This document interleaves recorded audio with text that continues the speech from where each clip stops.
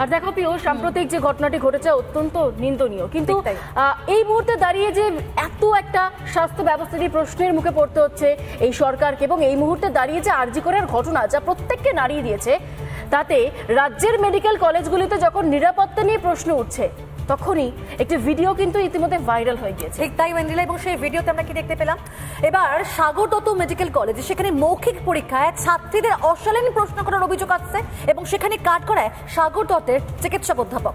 দেখো, থার্ড সেমিস্টারের Pharma viva আমার আগে যে গেল, সে গেল 5 মিনিট ভাইবা হলো, চলে এলো। আমি গেলাম, বস কি নাম, বাবার নাম কি, বাবা কি করেন, মায়ের নাম কি, মা কি করেন, বাড়িতে ভাই বোন আছে কিনা, ঠিক আছে এই অবধি মেনে নিলাম। তারপরে নাম থেকে শুরু, তুই ব্রাহ্মণ, তোর বাড়িতে তোকে এই শেখানো হয়েছে, তোর বাড়িতে তোকে ওই শেখানো হয়েছে, তুই মুখে কি ক্রিম মাখিস, তুই ঠোঁটে কি মাখিস,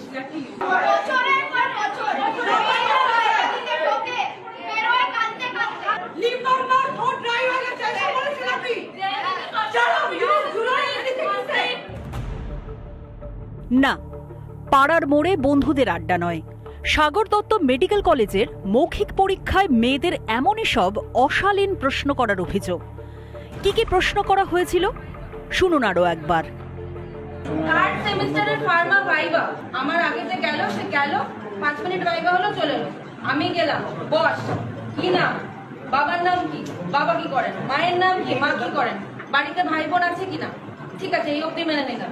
তারপরে নাম থেকে শুরু, তুই ব্রাহ্মণ, তোর বাড়িতে তোকে এই শেখানো হয়েছে, তোর বাড়িতে তোকে ওই শেখানো হয়েছে, তুই মুখে কি ক্রিম মাখিস, তুই ঠোঁটে কি মাখিস,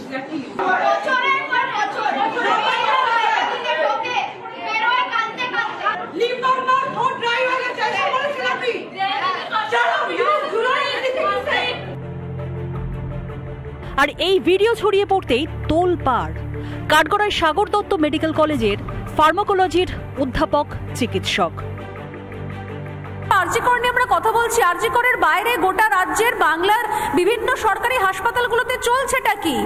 আরো কিছু অভয়া তৈরির কারখানা চলছে কি? মানে আবার একটা অভয়া কখন ঘটনা ঘটবে তার জন্য আমরা অপেক্ষা করে রয়েছি কি?